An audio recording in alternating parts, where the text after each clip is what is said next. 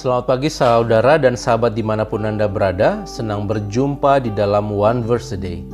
Kita mau merenungkan firman Tuhan, tapi sebelumnya marilah kita berdoa.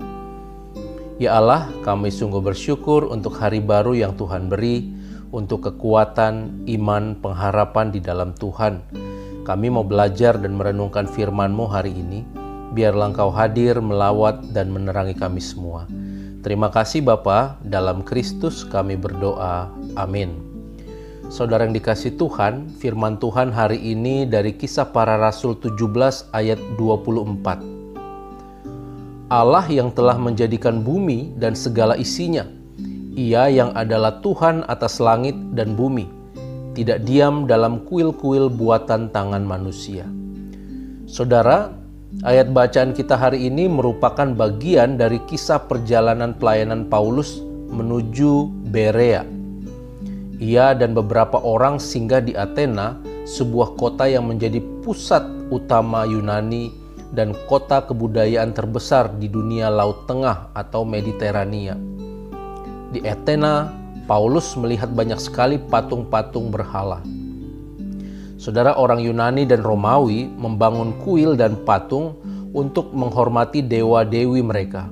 Sekitar tahun 800 sampai 400 sebelum Masehi, orang Yunani kuno menyembah banyak sekali dewa-dewi dan percaya bahwa dewa-dewi inilah yang mengendalikan segala segi kehidupan dan alam semesta. Mereka percaya bahwa dewa-dewi ini sungguh ada dan memberikan korban-korban untuk menyenangkan dewa-dewi tersebut. Orang Romawi kuno juga menyembah banyak dewa-dewi. Bahkan beberapa dewa-dewi mereka mengikuti segala dewa-dewi yang ada di Yunani juga. Nah saudara, di Athena hampir setiap hari Paulus bertukar pikiran atau berdiskusi dengan orang-orang Yahudi dan orang-orang yang takut akan Allah. Bahkan juga di dalamnya termasuk dengan orang-orang yang mereka jumpai di pasar. Di Athena, kawasan pasar ini lebih daripada sekedar tempat berjual beli. Pasar adalah pusat kehidupan masyarakat dan memiliki tempat-tempat terbuka yang dikelilingi banyak kuil dan bangunan untuk umum. Mengajar dan memberi ceramah di pasar ini merupakan sesuatu yang biasa pada waktu itu. Disitulah Paulus menjelaskan Injil tentang Yesus serta juga tentang kebangkitannya. Paulus juga mengatakan bahwa Allah lah yang telah menjadikan bumi dan segala isinya. Ia yang adalah Tuhan atas langit dan bumi, tidak diam dalam kuil-kuil buatan tangan manusia, dan juga tidak dilayani oleh tangan manusia, seolah-olah Allah kekurangan apa-apa. Karena dialah sebenarnya yang memberikan hidup dan nafas dan segala sesuatu kepada semua orang. Paulus menjelaskan bahwa Allah yang disembah adalah Allah yang hidup. Di dalam dialah manusia hidup dan bergerak, dan oleh dialah manusia ada.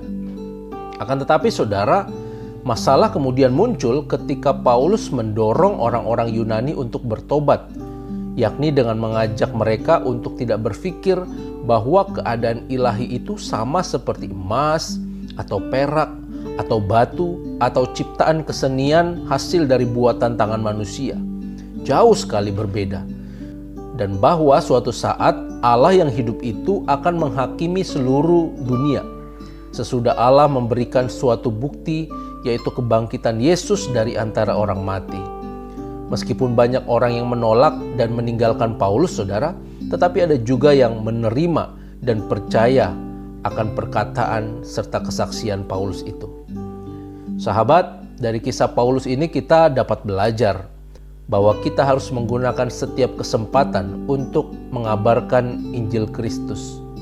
Dimanapun dan kapanpun, dalam setiap perjumpaan dengan orang-orang di sekitar, segala perkataan dan perbuatan kita adalah kesempatan untuk mempersaksikan Kristus. Itu sebabnya saudara, kita perlu terus berdoa agar Tuhan senantiasa memberikan kepada kita hati yang penuh dengan belas kasihan, agar kita selalu tergerak memberitakan kasih Kristus kepada orang-orang di sekitar kita. Setiap orang membutuhkan keselamatan. Setiap orang membutuhkan Kristus. Kiranya Roh Kudus menuntun dan memampukan kita di dalam memenuhi panggilan tersebut. Amin. Marilah kita berdoa. Ya Allah, kami sungguh bersyukur untuk firman Tuhan yang boleh kami dengar dan kami renungkan. Kami diingatkan hari ini agar kami menggunakan setiap kesempatan untuk mempersaksikan Kristus dimanapun, kapanpun, terhadap siapapun kami berjumpa. Sikap, perbuatan, perkataan kami itu sesungguhnya haruslah dalam rangka mempersaksikan Kristus. Terima kasih Bapa, pegang tangan kami semua dalam memenuhi panggilan-Mu ini. Di dalam Kristus kami berdoa. Amin. Tuhan memberkati kita semua, saudara.